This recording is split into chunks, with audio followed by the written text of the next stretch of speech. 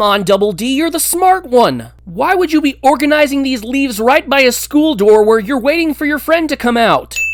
I see no reason to hang this banner so high. There's no way anyone's gonna peek all the way up here and then go, oh shit, I will have a happy Halloween. This basketball looks to be on quite a large body of grass, and from this angle it's close to a fence. You filled the teacher's desk with processed cheese. A strict violation of school code. So is regular cheese okay?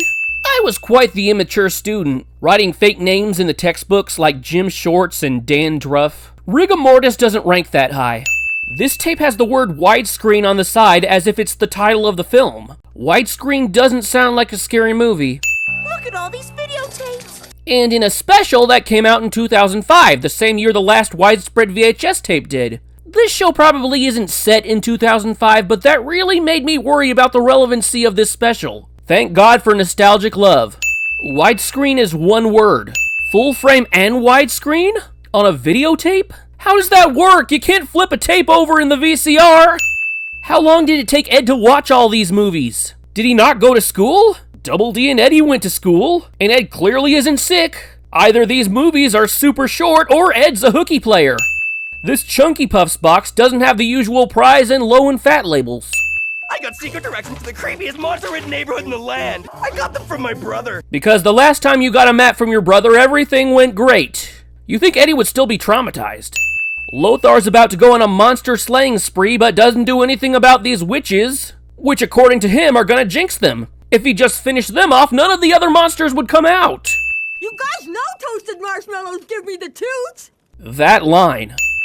I'm Lothar, Slayer of the Undead. Slayer of the Undead. That's an oxymoron. Trick or treat. Saying trick or treat after getting the candy. Even Double D wouldn't do this much indulgent labeling. Not getting to see the violence. I mean, we've seen tons of violence on this show, and after some of the Jimmy's done, who wouldn't want to see this carnage? Ed, you got any more of those steaks? Would you want one that's been in Ed's underwear? Kudos on your Medusa costume. I'm all for pretty girls going the Katie Heron route and wearing spooky costumes over sexy ones, but that just won't happen, making Naz seem very unpractical here. Was that like a trick or a treat? Want a handful of some sugar-coated bonbons? Naz asks Double D if running into her was a treat, and then offers him sweets. I just know there's a subliminal message here somewhere. Maybe sugar-coated bonbons are an aphrodisiac?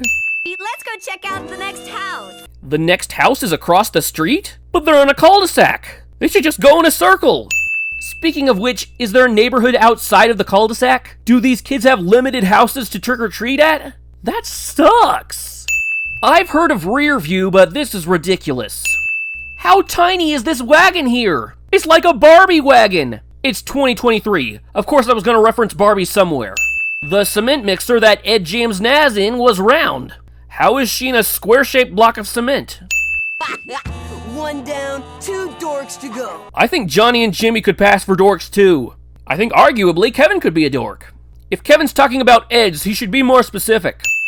I think I bruised my coccyx. We all know what the word coccyx sounds like. It's funny, but I'm not sure this is where kids should be learning about it. How fast did Johnny eat all that candy? Gluttony! Rolf's gonna offer them a large assortment of mushrooms, some of which have to be poisonous. Actually, regular mushrooms are sinful. Tell Rolf why Rolf shouldn't beat you mercilessly with a stick. Well, there's the hat of discipline. What's with all the decorations hovering in the background? Even the street light. Maybe this really is Spookyville. Ah, it's my old high school music teacher!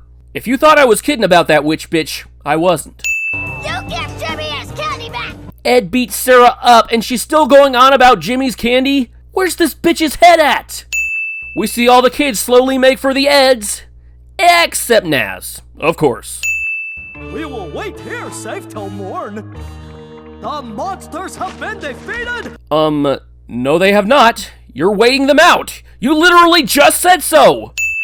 Rolf wants the doggy doo-doo suit at boy. And I get the has-been rock star. And nobody goes for Ed, the one that caused all the pain. These kids are fucking stupid. I like to think they beat Ed up afterwards too, but this is just bullshit. Another sin, because this is too damning in an otherwise great holiday special. You know, if you have multiplying abilities like Double D and Eddy obviously do, You'd think they would come in handy when you're getting attacked by an angry mob. Just use your clones as decoys. Newsletter, much like widescreen, is one word. I know it's supposed to be ironic that Ed has a happy vision opposed to a horrific one, but we were under the assumption that Ed watched nothing but horror movies. So the writers, as great as they are, don't understand the effects of a horror marathon. You may say I don't either, and you're right, but I didn't put my lack of knowledge on public television. I think I bruised my coccyx.